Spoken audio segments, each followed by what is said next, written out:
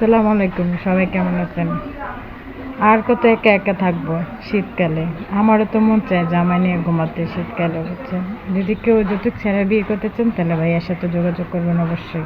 সুপ্রিয় দর্শক, জীবন গল্পকে আপনাদের স্বাগতম। এই মুহূর্তে আমাদের ক্যামেরার সামনে দাঁড়িয়ে আছে ফুটফুটে এক আপু, অতি সুন্দর এক আপু, লাল পরি। আপু আসসালামু আলাইকুম। ওয়ালাইকুম সালাম।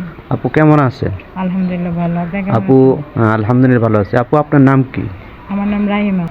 আচ্ছা আপু, আপনার নাম রাহিমা। আপনি কোথা থেকে এসেছেন? আমি এসেছি সিলেট থেকে। সিলেট থেকে। আচ্ছা আপু, আপনার বয়স কত? 24।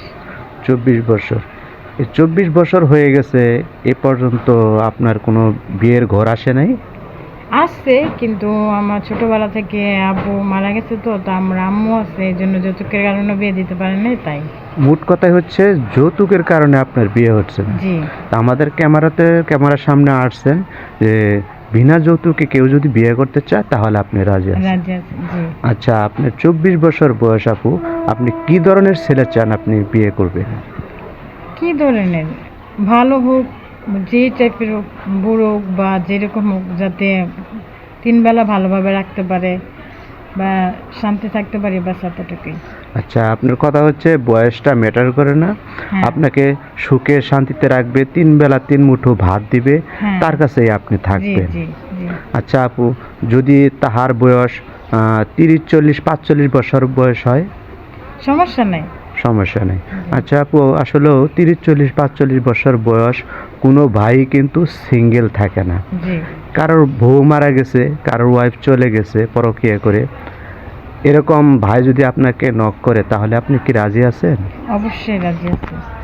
এমনও হতে পারে কোনো ভাইয়ের সন্তান আছে, স্ত্রী মারা গেছে, হ্যাঁ, সন্তানের ভালোর জন্য দ্বিতীয় বিয়ে করতে চায়, তার জন্য কি রাজি আছেন? সমস্যা নেই, আমার তো কোনো প্রবলেম নাই, তা তো রাজি। আচ্ছা, তাদের সন্তানকে কি আপনি নিজের সন্তানের মতো মনে করবেন? অবশ্যই নিজের সন্তানের মতো মনে করো। সৎ মায়ের মতো তো আচরণ করবেন না? না না না।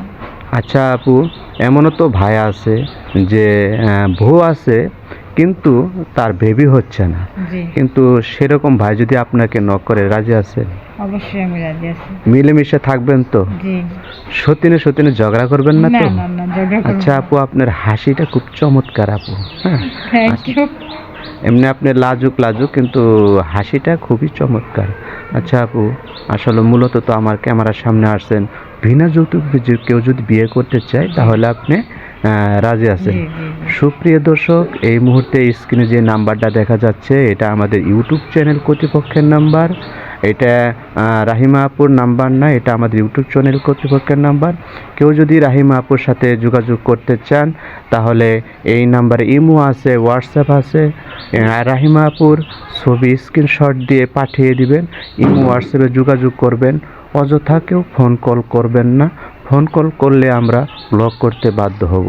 আচ্ছা আপু, আরেকটা প্রশ্ন ছিল, আপনি তো মুসলিম, জি নামাজ কালাম পড়েন? জি পড়ি।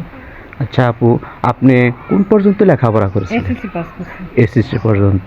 মাশাআল্লাহ, আপনি আসলেও ধার্মিকও যেমন, চেহারাও যেমন, কথাবার্তাও এরকম সুন্দর। সমস্যা নেই আপু, ইনশাআল্লাহ আমরা দোয়া করব যাতে আপনার ভালো মনের মানুষ আপনাকে এনে দিতে পারি। আসসালামু আলাইকুম আপু।